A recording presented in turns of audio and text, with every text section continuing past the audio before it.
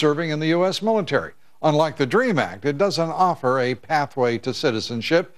Joining us now from Washington, D.C., one of the sponsors and authors of this bill, Senator Kay Bailey Hutchison. Senator, great to have you with us. Congratulations on the bill. And at this point, it is terrific that you have come forward with this legislation. I know you've been working on it for some time. Why now? Well, as you know, because I talked to you earlier this year, we have been working on it a long time, and it has taken a long time to talk to all the different groups that have an interest and to try to get the right balance. We feel we have the right balance. We think it is time to go forward in a positive way with a program, an alternative that we think is the right way to go. It allows these young people to get an education or serve in the military and have the ability to stay here legally.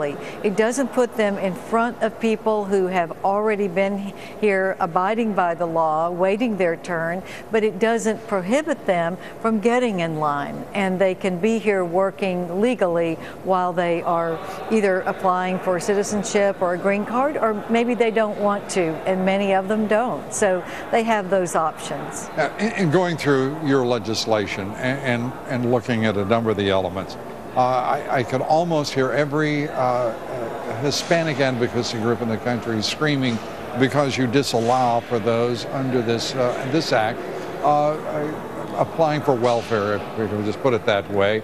Do you think that's going to be one of the toughest elements in winning support from the left in this country? Well, I think it's a balanced approach. I think that when we are trying to make a way forward for these young people who are in a kind of a never-never land, they only know America as their home, they're educated in America, and yet they can't legally work. We're trying to fix that particular problem. We're trying not to put them in front of a line for people who have waited for years to get their green card or their citizenship. We don't want to change the law as it is today, but we thought it was important to take that very narrow group of people and try to fix a problem that's really very time sensitive. So we wanted to be as clean as we could on that one point. And is this, in your view, a direct response to the performance of the Republican Party in the November 6th election with the Hispanic and Latino voters in this country? Well, Lou, I thought we were going to win in November, and I've been working on this for a year because I thought it was the right thing to do.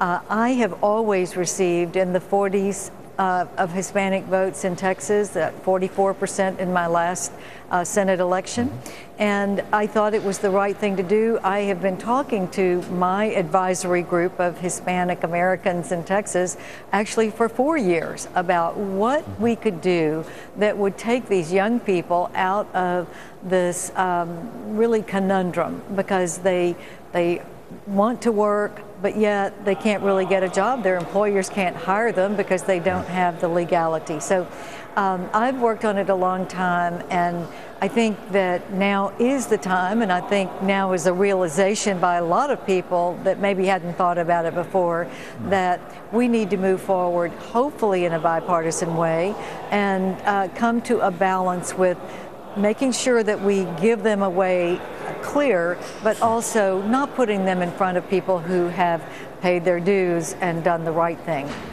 Well, Senator, I want to congratulate again you and Senator Kyle for bringing forward the legislation. And Senator McCain also is a co-sponsor. We have three. And Senator McCain, certainly. And this is a moderate, reasoned, and humane approach that makes all the sense in the world, which I suspect will make it all the more difficult to pass. But congratulations to you. This is Washington. All the best of luck, Senator. Thank you so much. Hey, Senator, thanks for having me, Lou. Appreciate it. Thank you. Senator Kay Bailey Hutchison. Up next, ABC News' Jake